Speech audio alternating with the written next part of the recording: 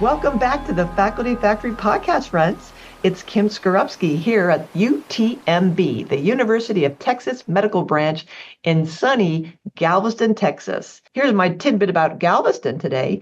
The Daily News, our newspaper, marked 183 years a couple of days ago. It's the oldest continuing newspaper in the state of Texas.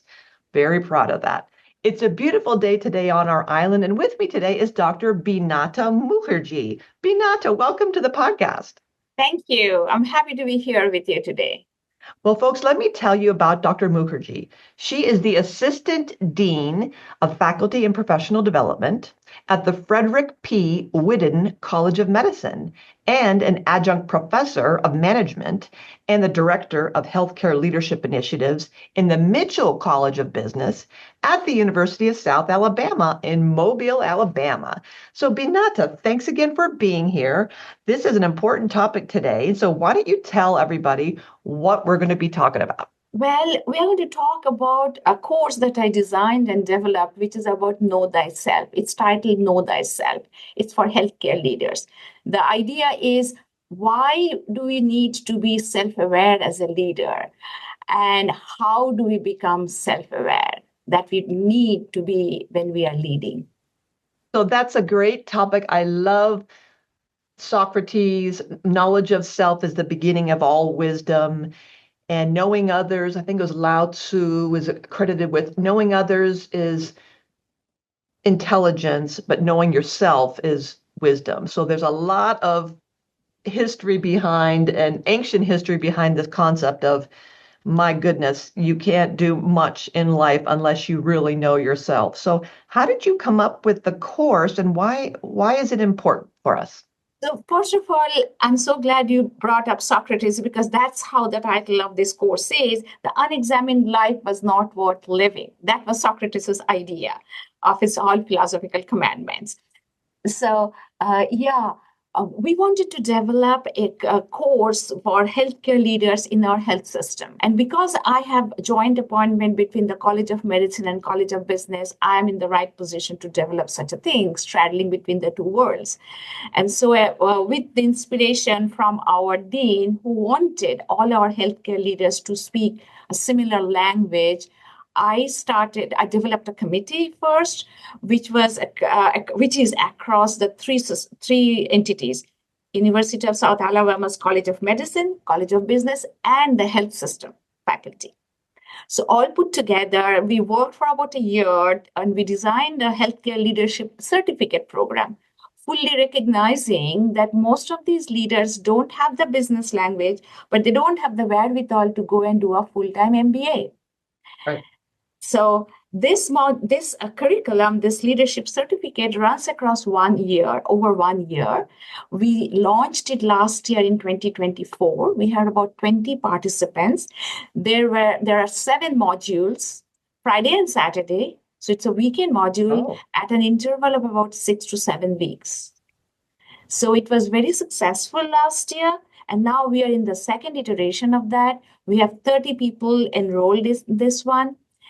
And those who enrolled last year, and these are very senior people of the level of associate deans, chairmen, vice chairs, and director level, administrative, clinical faculty. It's a great mix. From the program developer's hat, could we spend just a minute on this? And that, as my sister always says, let's double click on that. Let's double click on that. So let's double click on the building the course. So for listeners out there who are thinking about on the side of developing, and they're doing faculty development, their leadership development, and how does one design and build a course?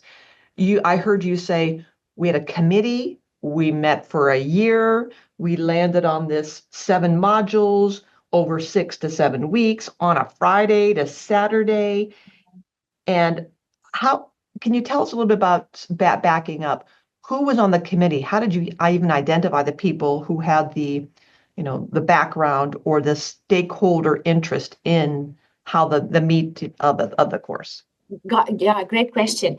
So started with the dean of the College of Business, and then he was sitting there. He recommended a couple of people who he thought might be interested in this type of a program and who had business background, but also some understanding of healthcare.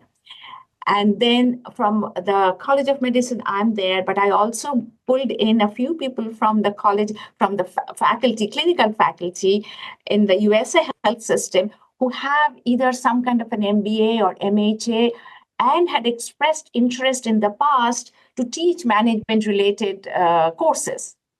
So that's how we started first, the initial group, and then it snowballed into adding a few more people based on from those people's interest. Yeah. Can you tell us a little bit about why the Friday to Saturday? So I'm intrigued by that idea of because that goes both ways. During the week we're also busy, so yeah, give me a Friday, Saturday so I can focus on me and developing me and building community and not having my emails going off. And then the other side of that is, are you crazy? What about work-life integration and how dare you infringe on my family time? And isn't it enough that I work during the week?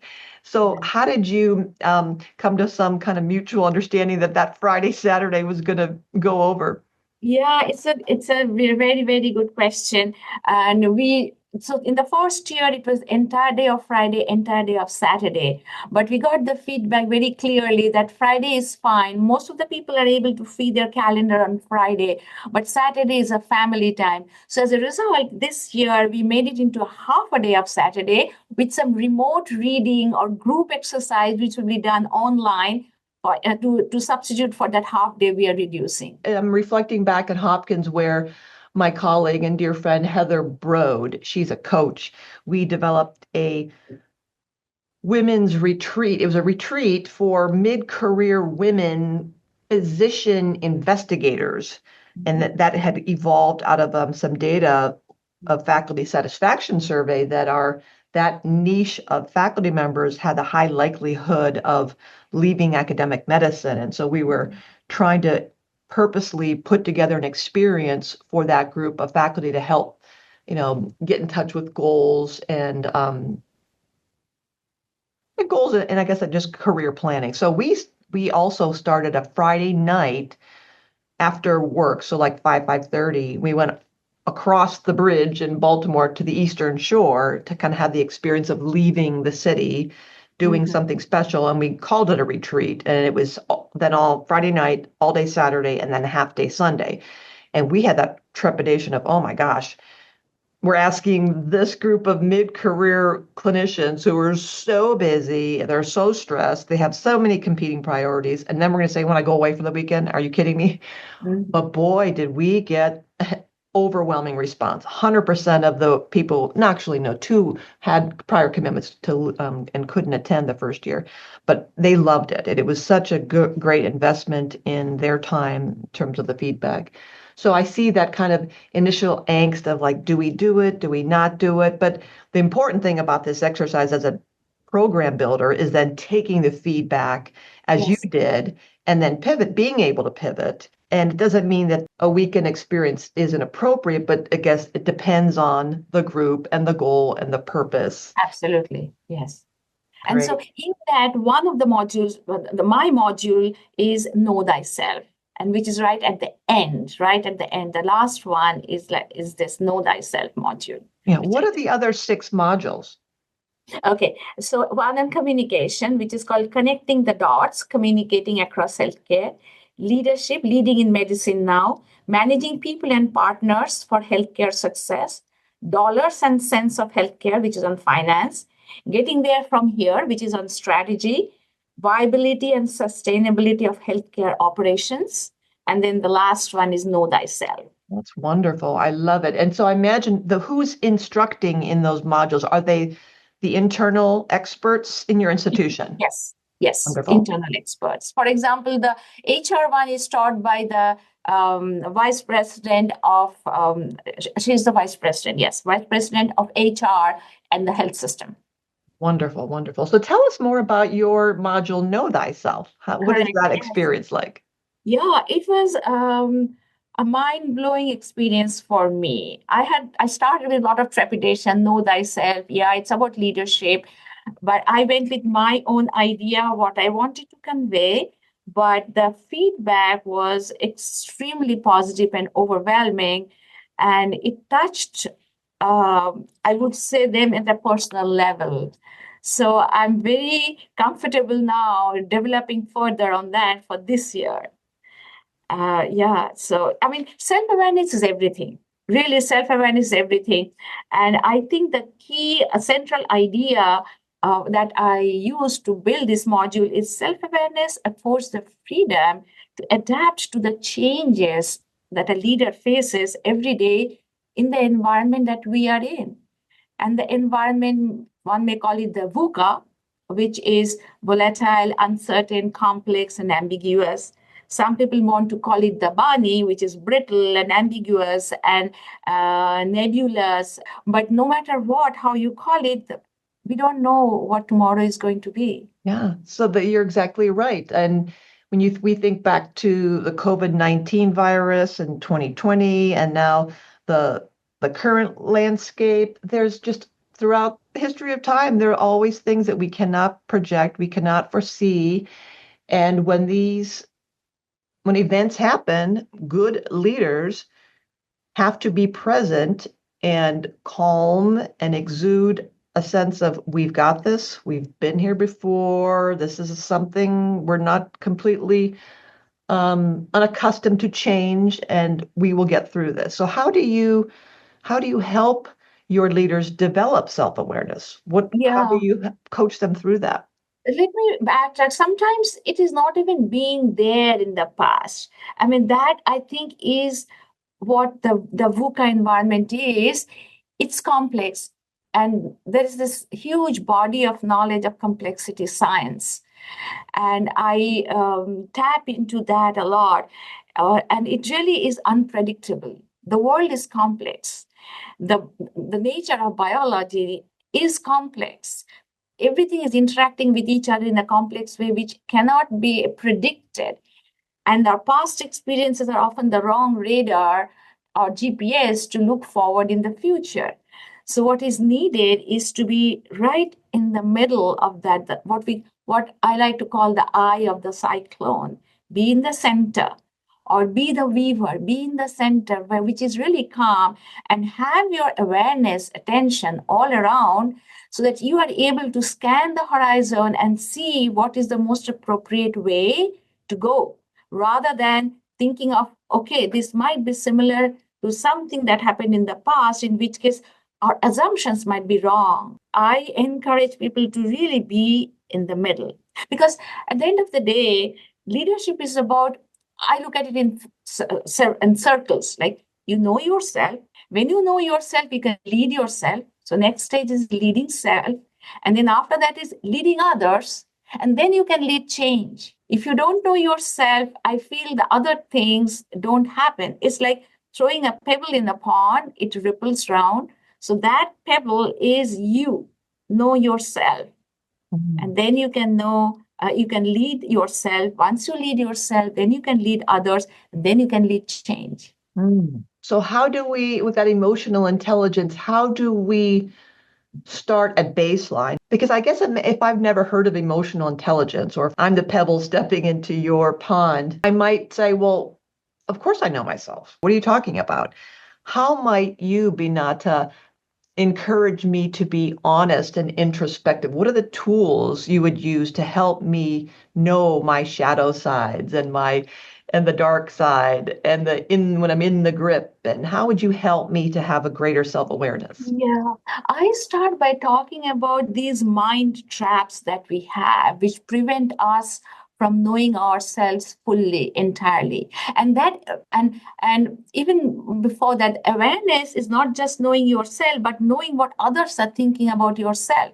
So it's your internal awareness of what's happening, but you also, it's an external awareness of what others are thinking about you, which puts together that whole awareness piece, not just internal, but internal and external. In one sense, you could do a 360. You evaluate yourself, you give others the same questionnaire, they evaluate and reflect back on you. And then you see what are the gaps, where do you want to go. But there is also another way to do it, which is really knowing what are the mind traps that prevent us from knowing ourselves. And these mind traps are really essentially there are 5 or 6 evolutionary mind traps that prevent us from knowing ourselves. So, and I'll tell you why I say evolutionarily, but then let me tell the traps first. Please. One is we all want simple stories. When things happen, things are much more complex and complicated, but later when we relate or think of those, we forget the minor details, the nuances and colors. We really make it into a simple story, which is more Newtonian. This happened, and then that happened, and this happened, and that happened. Wow. And that's the trap we often get into. The other is we all want to be right. We don't want to be wrong because it's a question of our losing face, our credibility. We always want to be right. Mhm.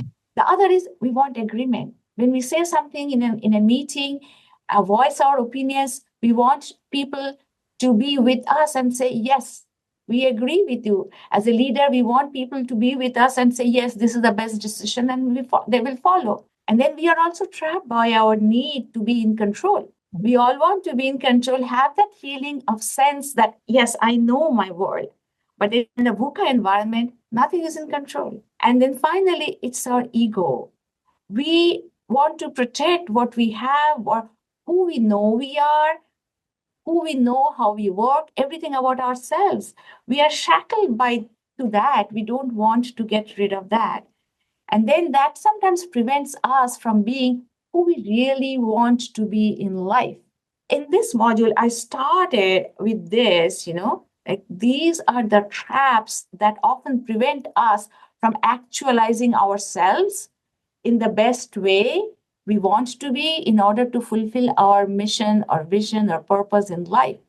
I know you're a coach as well, and I'm reflecting on the Johari window, that 2 by 2 matrix where if you go on like the left side, it's known to self, Yes. and the other right columns are unknown to self, and then going across the middle is known to others and not unknown to others. So it's how you know yourself. And then the upper left-hand quadrant, it's open self, the stuff that I know myself and others know me. And then the hidden self is I known to me, but I keep it hidden and others don't see it. And then the unknown self is unknown to me, unknown to others. Yes. Nobody knows it. And the blind self, Right. unknown to me, but everybody else sees it in me. So it's just an interesting concept of the Johari window with these mind traps. And I'd love to kind of get into a couple of them. Mhm. It's interesting, these biases that we want simple stories, we want to be right, we want agreement, we want control, and our ego features in this. We don't like to be uncomfortable. Discomfort makes us uncomfortable. Go figure. And so as a leader, getting used to finding comfort in that discomfort and being willing to step into that, Yes. confident that I'm not going to avoid this stuff. It's almost like kind of conflict management, the Thomas Kilmann, like some people just want to avoid it. I have to have these traps, otherwise I'm not even going to go in there. But that I want to be in agreement. I want control. My ego is, on the line here. I want to be right. Otherwise, unless I'm sure of those things, it's dangerous territory. I'm not going to go there. But as leaders, we have to be willing to go there. Yeah. I don't know. Talk to me more about that. I think it's fascinating. You see, these are all evolutionary mechanisms because, see, in the hunter-gatherer's time, it was really a question of survival. And it was the midbrain, the amygdala, which would ask one question: am I safe? Am I unsafe? If I'm safe, no problem, go ahead. If I'm unsafe, anything unfamiliar is unsafe, and it goes into fight, flight, freeze, or whatever mode it wants to be in. Okay. So, yeah, simple stories again goes back to those days. We want everyone, the tribe, to be together. We want to be right because we don't want to be killed by a tiger when I think, okay, it's not a tiger, or is it a berry? But I would rather be safe and not go for it and wait for the right time. and we want the tribe to agree to me. So all of those things are basically coming from the evolutionary aspect of the mind. Ah, And so now, if we don't step back and recognize that, well, slowing down and looking back at ourselves in a manner that allows us to know ourselves, the our built-in nervous system will take over our ability to lead effectively. something you're also making me think back to my coaching training is our need or our predisposition to making assumptions. So in coaching, we have to be open, non-judgmental, don't make assumptions, watch for assumptions that Mhm. the we should do when you hear someone say I should or you should or they should, and we talk about stop shoulding all over yourself, but because we're making assumptions, well, why should I? Yeah. Why am I thinking one must? And that, to me, that goes to those simple stories of making assumptions about when I'm in conflict or in a VUCA situation where I'm trying to simplify it so that my brain can Yes. understand it without recognizing it's not so simple. Don't make assumptions about, Yes. well, she did that because Mhm. she thinks I'm incompetent, or he said that because, he's arrogant, or they did that because, well, wait a minute, I'm trying to simplify the story Yeah. without realizing that, like an onion, this could go 7, 8 layers deep. Absolutely. Maybe it's not even personal. Usually it isn't personal. It's just that this thread goes really deep and gets tangled below. And we're trying to black and white, make it easy, plow through, solve the problem, Yes. get to the answer. And it's that idea of being dispassionately curious. I'm Exactly. curious. Yes. And that requires a person to really slow down. Mm. Slow down. And that's the most impossible thing. We were all going 100 miles an hour all day Exactly. long. We perceive that we don't have time without recognizing that in our haste, that's where the mistakes are made. And then we have to circle back anyway to repair false assumptions, fractured relationships, because we were trying to hurry up, hurry up, hurry up. Yeah. So there's a Latin phrase, festina lente. What is it again? Festina lente. So go slow to go fast. Ah, love it. What is it? Talk to us a little bit about control. Why, in that mind trap, it's such a, of course we want to be in control. I'm intrigued by the duality of control because it's good leadership that I'm in control of my calendar, I'm in control of my life, and I have good habits, and I'm in control of my diet and my thinking. I'm in control of myself. That's a good thing. Control yourself. And Yes. yet the flip side of that is don't be so controlling. Why are you so controlling? How do you get kind of tease that apart for us? Yes, of course. So the idea of control gives us a sense of comfort. And again, it goes back to the brain, the midbrain. It gives us a sense of safety and comfort, and I know my environment.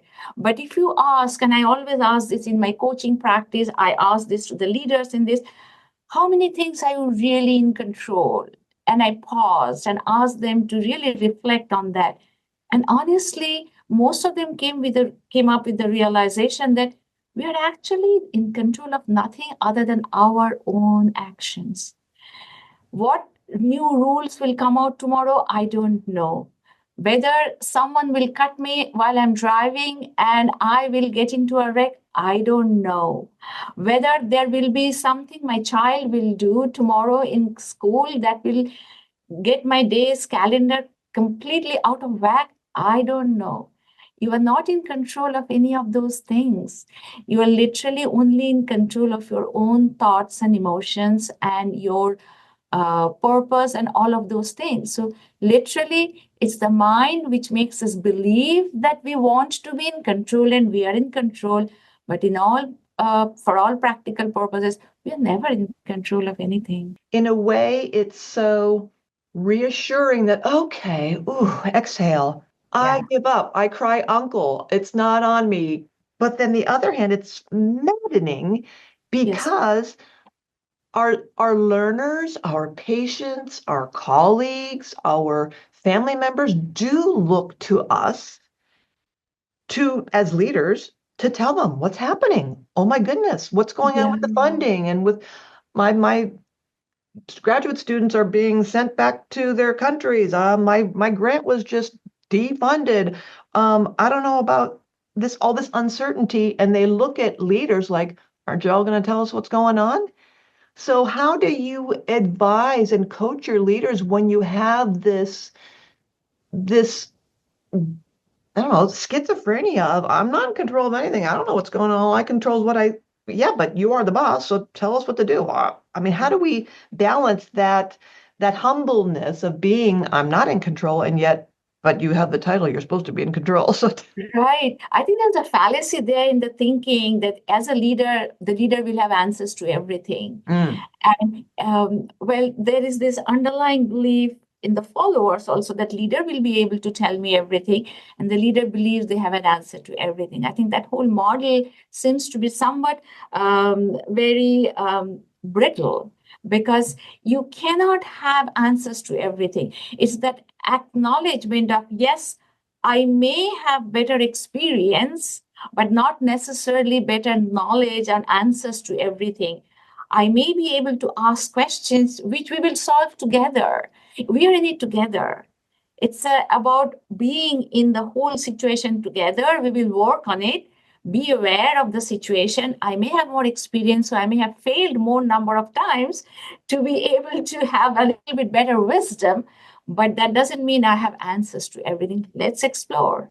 oh, I love that sensibility because again, it takes the burden off the leader. So if you're listening to this and you want to be a leader or you are a leader, by the way, footnote, we're all leaders in some facet of our life, regardless Capacity, of our yes. role. But Yes. it takes a lot of the burden off of up and coming leaders who think I could never do that. Well, here you go. It's we don't know the answers. And especially Binata, what you said earlier, I don't know what's going to happen tomorrow. We Mhm. could tell your lab or your clinic or your department or your division, okay, we're going to do full steam ahead down this path, and this is going to be our goal. And then tomorrow, something else happens, and now you have to Exactly. recalibrate. You have to pivot. Yes. So So that that's is, why, how do you come out of these mind traps? So there are mm, three, four steps okay, really to come out of these mind traps. okay. So one is, it's like thinking of the rungs of the ladder. Connect to your purpose. Think of your purpose. Know your purpose. What is your purpose? So know your purpose. Connect to your purpose. Then the next one is connect to your body. The body has more wisdom than we think the body has. So connect to your body. Connect your emotions and your feelings. And then connect with everyone around you, including yourself, with compassion. And these are some of the things that I taught in this course. We spend time for each of these. First, understanding what those mind traps are, why it happens, and then going through these different mechanisms by which we can really overcome those mind traps, at least make an attempt to overcome those mind traps. And Mm, all of these really go back to the age old idea of mindfulness, connecting to your body, connecting to your emotions and feelings, and connecting to your to yourself and others compassionately. To cultivate that, you need to have a different kind of awareness, different kind of attention. I wouldn't say mindfulness in the traditional way John Kabat-Zinn says, but why not? I mean, we can also think of mindfulness the way Ellen Langer from Harvard talked about in mindfulness in organizations decades ago. So it's a way of paying attention in a different manner where you are very intentional about what's happening to everything around you. So it goes back to that something very simple that we tend to ignore in the busyness of our life, that we need to be a little bit more aware and pay attention in a slightly different way rather than gleaming through what's happening in front of us. gosh, there's a lot there. So I'm going to go back and I really want to, as Andrea says, double click on connecting to your purpose. My gosh. So, Binata, my purpose, I thought, was to be a basic scientist and to do research and to get grants to examine questions that have to do with XYZ. And Right. I've recently learned that I can no longer do that. How do I, what do I do when it seems like my whole mission in life, my goals, my values, I thought I had true north. I thought I had a straight line to what I was doing. I got my first grant. I did this. I got my first position. Or as a leader, I started or approved a new division or department in this whole space in this, and now life has happened where that seemingly it seems like it's blown up, where there's a huge obstruction. Is the obstruction destruction or is it just obstruction? Is that area of study completely now off, you know, off limits? How do I repivot? How do I get in touch with a new purpose? How do I trust my body and my emotions when I'm filled with rage or sick or everybody around me is panicking and thinking, do we have to leave academic health? How do we, when we go to this kind of, you know what I'm talking about, Binata, how do Sure, we get in yeah. touch with our purpose if it seems like the purpose has been thwarted? Yeah. So we talked about if the what is purpose and what's the distinction between purpose and mission and goals and vision and things like that. I mean, purpose is something which is bigger than yourself. Ooh, Okay? So it comes from your heart. What is it that will be fulfilling for you?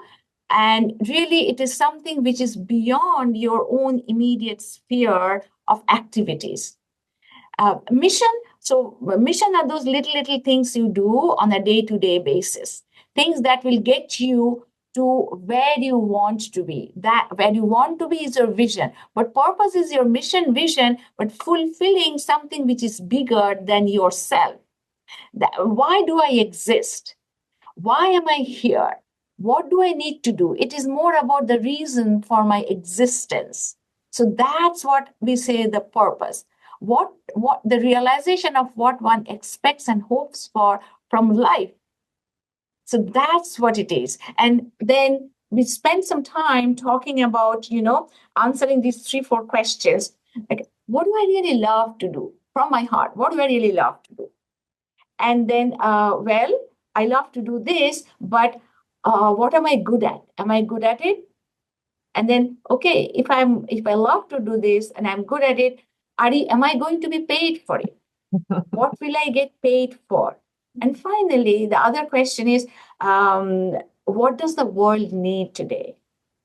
So it's ikigai. a That's ikigai. Ikigai, the Japanese correct, concept of a reason for being, a reason to correct, live.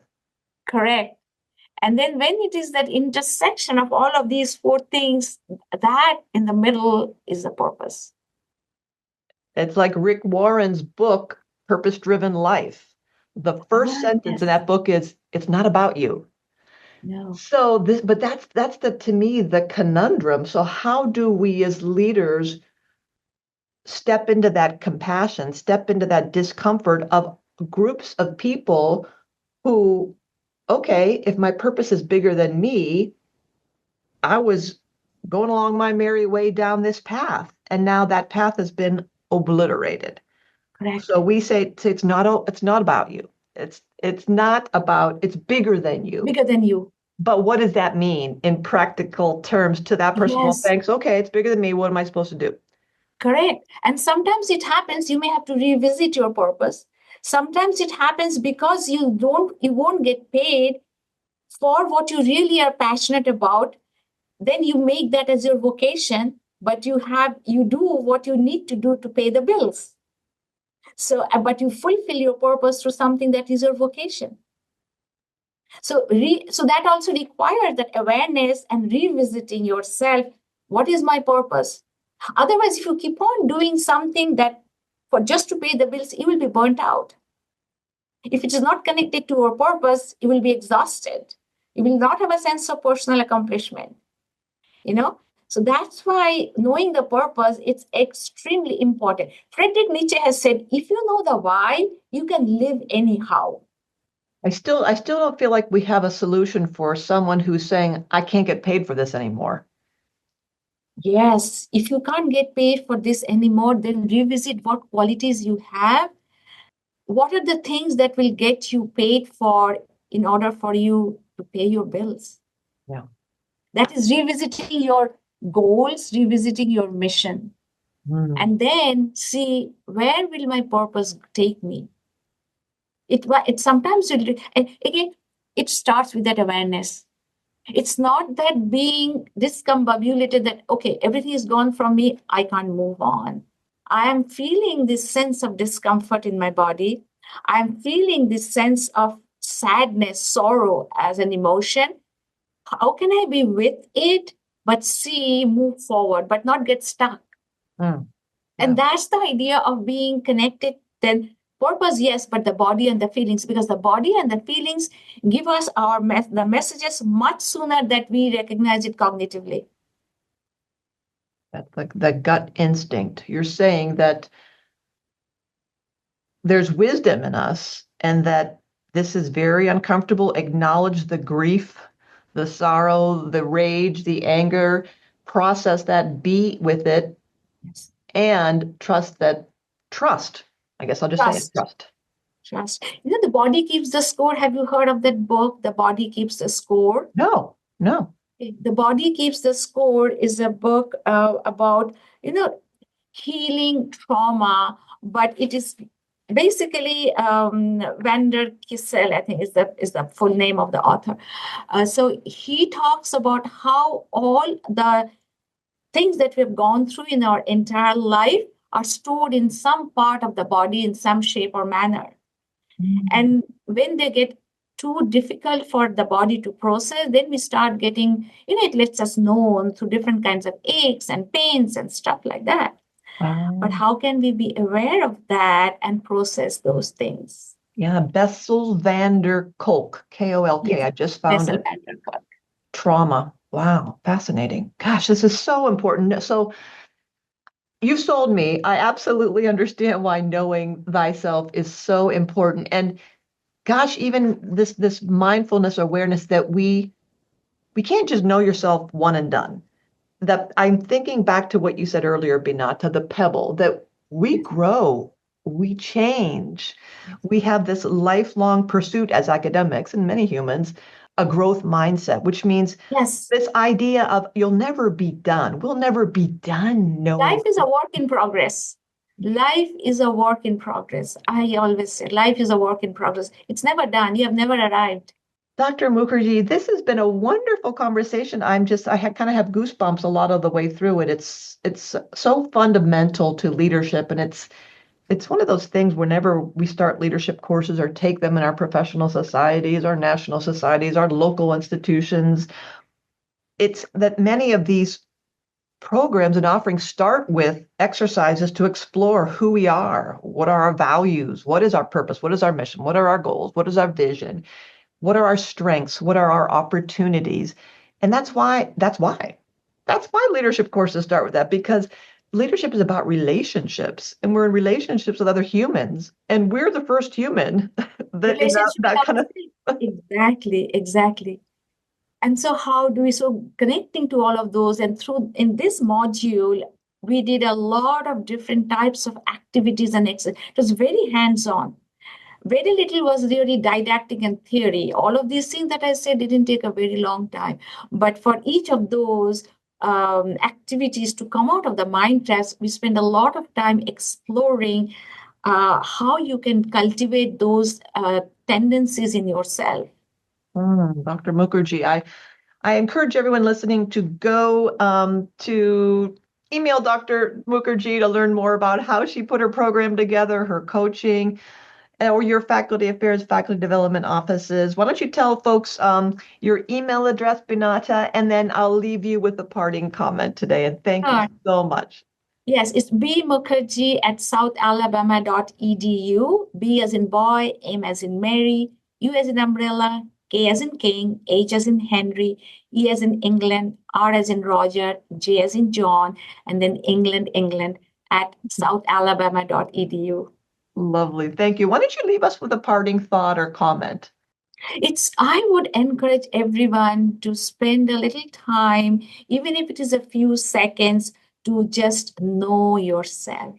It could be asking a question about one's purpose. It could be something about knowing what am I feeling right now in my body, or a prominent thought that one may be having. And explore, be curious. Be curious about what's happening in the moment for you. It could be even 30 seconds to a minute every day. Thanks for tuning in to the Faculty Factory podcast. We are a faculty development community sharing tools to build academic leaders in healthcare. Maybe you want to be interviewed on the podcast? Please visit facultyfactory.org/contact and send me a message there. The Faculty Factory podcast and website is sponsored by the Office of Faculty Affairs at the University of Texas Medical Branch in Galveston, Texas.